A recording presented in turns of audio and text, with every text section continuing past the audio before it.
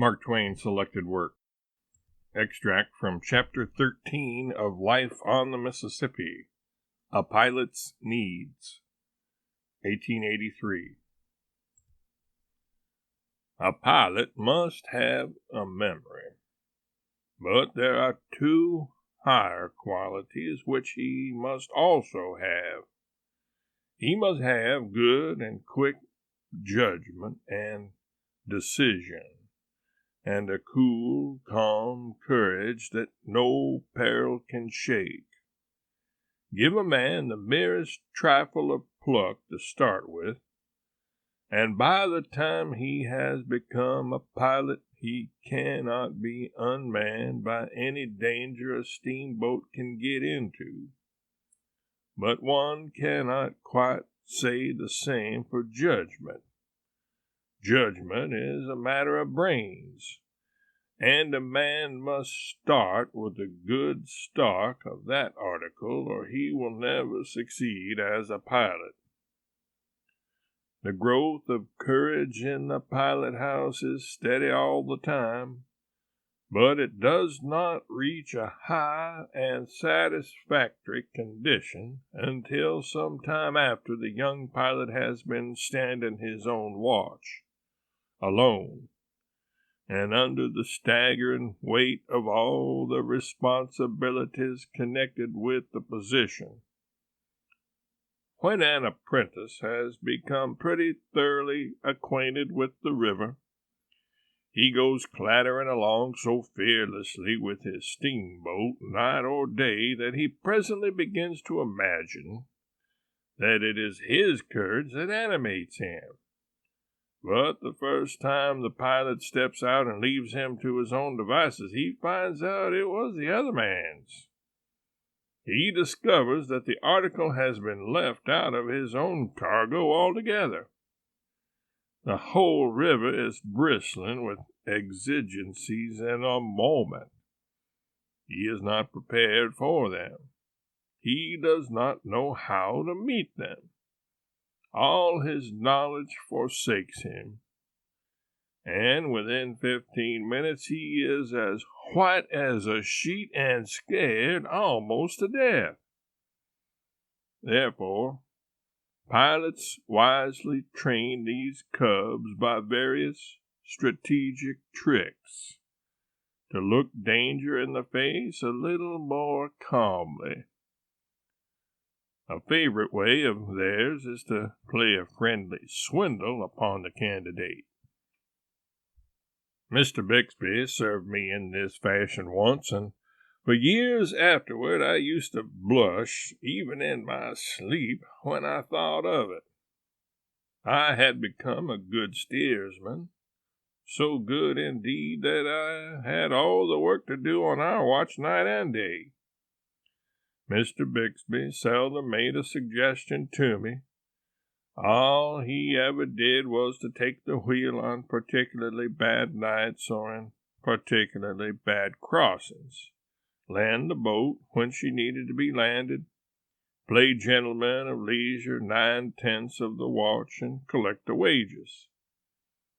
The lower river was about bank full, and if anybody had questioned my ability to run any crossing between Cairo and New Orleans without help or instruction, I should have felt irreparably hurt. The idea of being afraid of any crossing in the lot in the daytime was a thing too preposterous for contemplation. Well, one matchless summer's day, I was bowling down the bend above Island 66, brimful of self-conceit and carrying my nose as high as a giraffe's, when Mr. Bixby said, "I'm going below a while. I suppose you know the next crossing?" This was almost an affront. It was about the plainest and simplest crossing in the whole river. One couldn't come to any harm whether he ran it right or not. And as for depth, there never had been any bottom there. I knew all this perfectly well. Know how to run it, Why, I can run it with my eyes shut. How much water is there in it? Well, that is an odd question. I couldn't get bottom there with a church steeple. You think so, do you? The very tone of the question shook my confidence. That was what Mr. Bixby was expecting. He left without saying anything more. I began to imagine all sorts of things. Mr. Bixby, unknown to me, of course, sent somebody down to the forecastle with some mysterious instructions to the leadsman.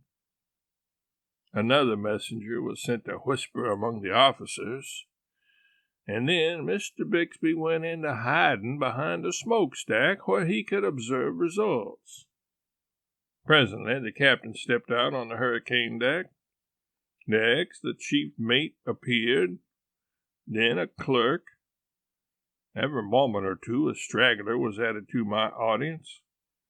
And before I got to the head of the island, I had 15 or 20 people assembled down there under my nose. I began to wonder what the trouble was. As I started across, the captain glanced aloft at me and said, with a sham uneasiness in his voice, "Where's Mr. Bixby?" "Gone below, sir." But that did the business for me. My imagination began to construct dangers out of nothing, and they multiplied faster than I could keep the run of them. All at once I imagined I saw a shoal of water ahead. The wave of coward agony that surged through me then came near dislocating every joint in me. All my confidence in that crossing vanished. I seized the bell rope, dropped it ashamed, seized it again, dropped it once more, clutched it trembling once again, and pulled it so feebly that I could hardly hear the stroke myself.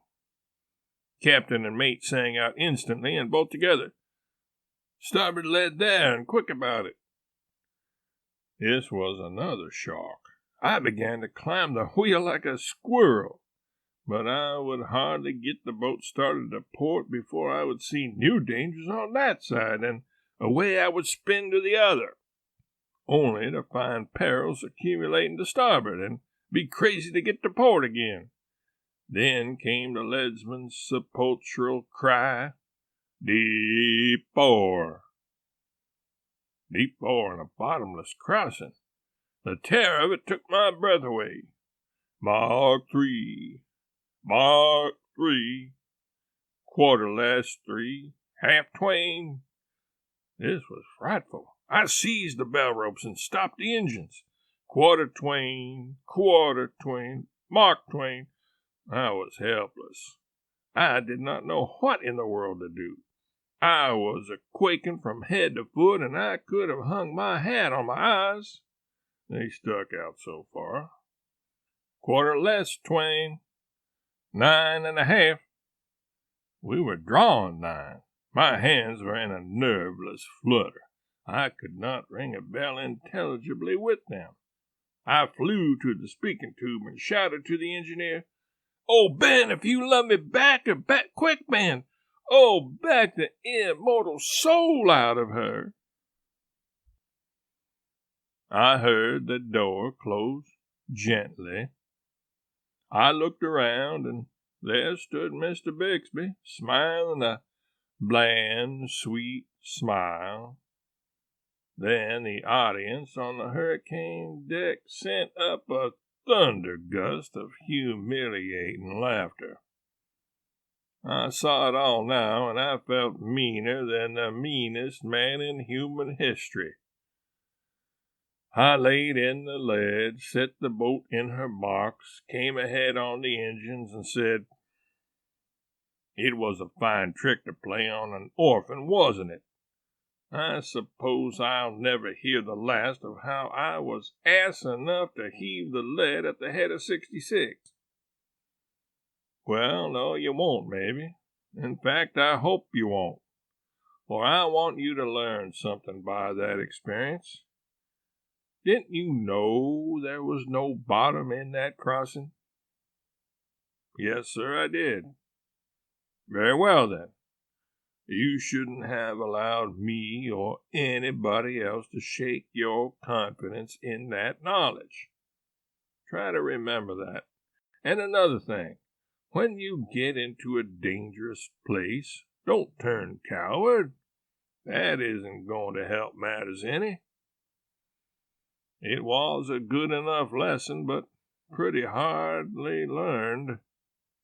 Yet about the hardest part of it was that for months I so often had to hear a phrase which I had conceived a particular distaste for. It was, "Oh, Ben, if you love me, back her."